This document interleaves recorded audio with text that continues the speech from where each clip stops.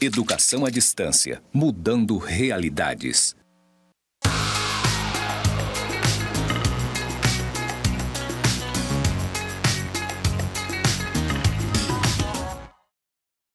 Olá, meu nome é Ana Carla e eu estou ministrando a disciplina de Informática Aplicada no curso de Gestão Comercial.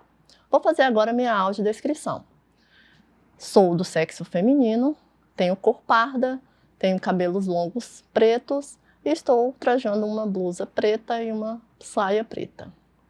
Bom, estou no estúdio de gravação do IFRO Campus Zona Norte. Ao fundo tem paredes brancas com o nome Campus EAD, mudando realidades, na cor verde em tamanho grande. Bom, gente, hoje nós vamos estar falando sobre a primeira unidade, que é Introdução aos Sistemas Computacionais e Sistemas Operacionais. Nessa unidade, nós vamos estar falando sobre os conceitos de informática.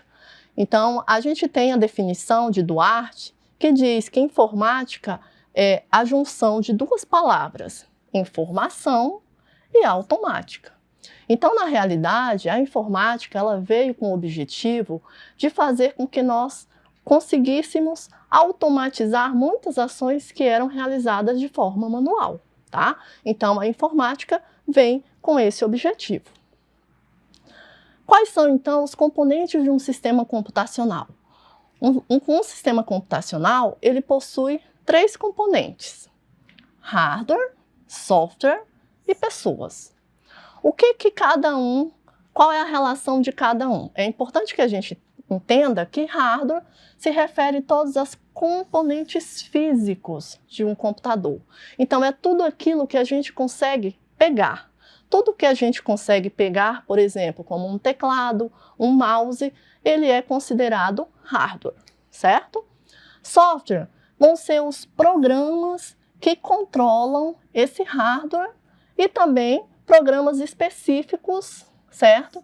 Que nós utilizamos. Então, nós podemos dizer que programas vão ser Word, o Excel, um sistema operacional Windows, todos eles são considerados programas. E as pessoas são aquelas que utilizam tanto de hardware quanto de software, tá? Então, esses são os componentes de um sistema computacional.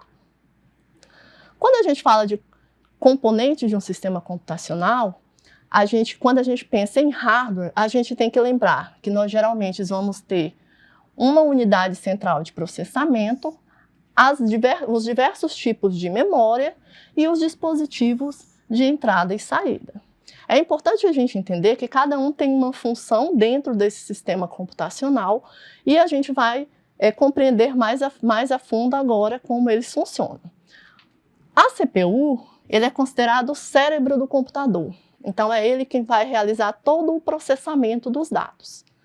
A memória é onde nós podemos armazenar ou carregar informações. E existem diversos tipos de memórias, que são memória principal e memória secundária. A gente vai ver nos próximos slides como é que elas funcionam. E nós temos os dispositivos de entrada e saída, que são todos os dispositivos que permitem com que nós façamos a interação do usuário com a máquina. Então, todos os dispositivos de entrada e saída permitem a interação do usuário com a máquina. Quando a gente fala em CPU, a gente tem diversos tipos hoje no mercado. Intel, nós temos Ryzen, AMD, todos eles são processadores. Esses processadores, eles têm como objetivo processar os dados, então por isso que ele é considerado o cérebro do computador, tá bom? Dependendo do poder de processamento, isso faz com que as nossas máquinas fiquem mais caras. Então, quando a gente vai lá comprar um computador, é importante a gente se atentar com relação ao processador. Quanto maior o poder de processamento, isso significa que ele vai ter um custo maior. Quando a gente fala em memória principal, em tipos de memória, nós vamos ter a memória principal e a memória secundária.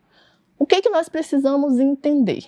Memória principal é uma memória que tem alto custo, alta velocidade, mas ela tem baixa capacidade de armazenamento.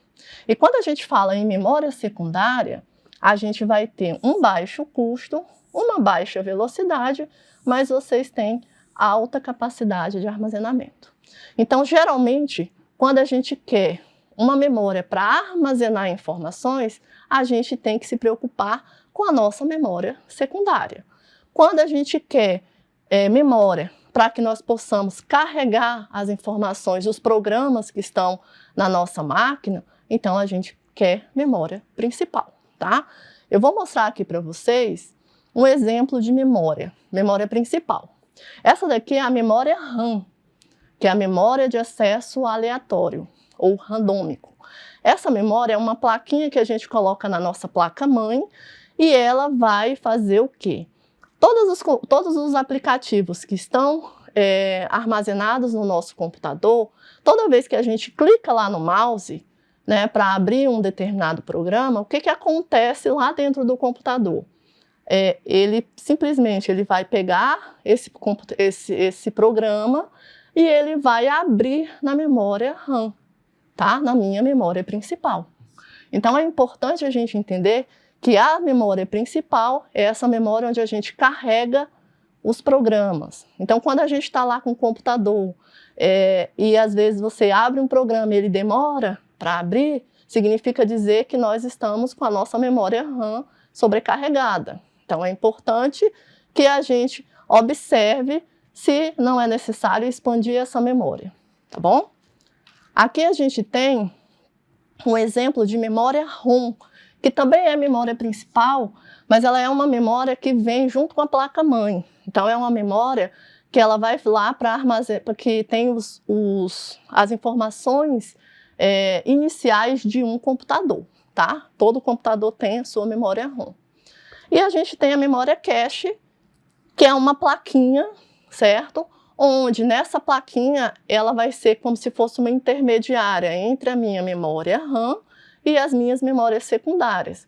Então, aqueles programas que eu abro com mais frequência no meu computador, elas vão estar registradas, o endereço delas vão estar registrados na minha memória cache. E aí, quando eu clicar novamente, em vez dele ir lá para a memória RAM, ele vai direto para a memória cache, tá? Então, é como se fosse um atalho, tá bom? Em relação à minha memória secundária, eu tenho um HD, né, que é onde a gente armazena informações. Eu tenho o SSD, que também armazena informações dentro de um computador. Hoje, a maioria dos computadores não estão mais vindo com HD, já estão vindo somente com SSD. A diferença entre eles é que essa é muito mais rápida do que o HD. E a gente tem um pendrive, que a gente utiliza aí como uma memória auxiliar. Com relação aos dispositivos de entrada e saída, a gente vai ter dispositivos de entrada, de saída e também dispositivos de entrada e saída. O que é um dispositivo de entrada? É aquele que vai enviar uma informação para o computador. Então, por exemplo, o que vai enviar informação para o computador? O teclado, o mouse, um scanner, um microfone, todos eles são dispositivos de entrada.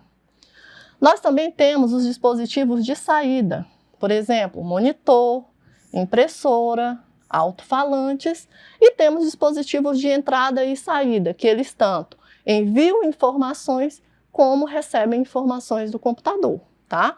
E aí a gente tem como exemplo o disco rígido, um HD externo, unidade CD e DVD, webcam, placa de som, são alguns dos dispositivos de entrada e saída. Bom, agora a gente vai falar um pouquinho sobre sistema operacional. O que é um sistema operacional? Sistema operacional, ele é um software, né? Então ele se encaixa lá no componente software, onde ele vai gerenciar os recursos de hardware e software do computador. Ou seja, é ele que faz o gerenciamento da máquina, certo? Então ele vai fazer o quê? Ele vai disponibilizar os recursos do sistema, ele vai gerenciar a utilização desses recursos, ele vai garantir a segurança e ele também vai proporcionar uma interface, Ou seja, quando a gente está lá usando o computador, a gente tem uma telinha com os íconezinhos. Isso é possível porque nós temos instalado um sistema operacional. Então aqui a gente vai ter algumas funcionalidades do sistema operacional. Ele é responsável pela inicialização do computador, quando a gente liga o computador, gestão de programas. Então todos os programas que nós estivermos utilizando, né, quem vai fazer esse gerenciamento é o sistema operacional. Gestão da memória, a gestão de todos os dispositivos, de configuração de todos os dispositivos para que a gente possa utilizar, a gestão também da rede, a monitoração do desempenho para garantir que o computador funcione de forma correta e o interfaceamento com o usuário. Esse é o mais evidente para a gente, né? Porque quando a gente utiliza um computador, a gente tem todo esse interfaceamento, né? Toda essa telinha com os ícones para que a gente possa fazer essa interação. Então, há alguns anos atrás, a gente não conseguia fazer essa interação de forma tão simples. Ela acontecia usando códigos. Hoje, a gente tem essa possibilidade e isso se deve ao avanço aí dos sistemas operacionais. E a gente tem vários exemplos de sistemas operacionais, tá, gente? Eu vou citar aqui alguns. O macOS, que é da Apple, o Linux e o Windows. Mas a gente tem outros. Temos, por exemplo, também o Android, né, que é voltado para celular. Todos eles têm o mesmo objetivo. Têm características diferentes, mas todos têm o mesmo objetivo, que é justamente fazer esse interfaceamento, essa comunicação e gerenciamento de todos os dispositivos do computador. Tá certo?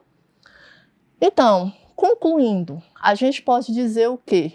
Que quando a gente fala em sistema computacional e operacional, existem muitos detalhes, né? Que sistemas computacionais e operacionais são essenciais. Hoje a gente não consegue viver, né? Ele é muito útil, um computador hoje é muito útil para todas as nossas atividades e é muito importante a gente aprender sobre ele porque faz com que nós possamos utilizar melhor os seus recursos, tá certo? Eu espero que vocês tenham gostado e com isso a gente finaliza a nossa primeira unidade. Até mais!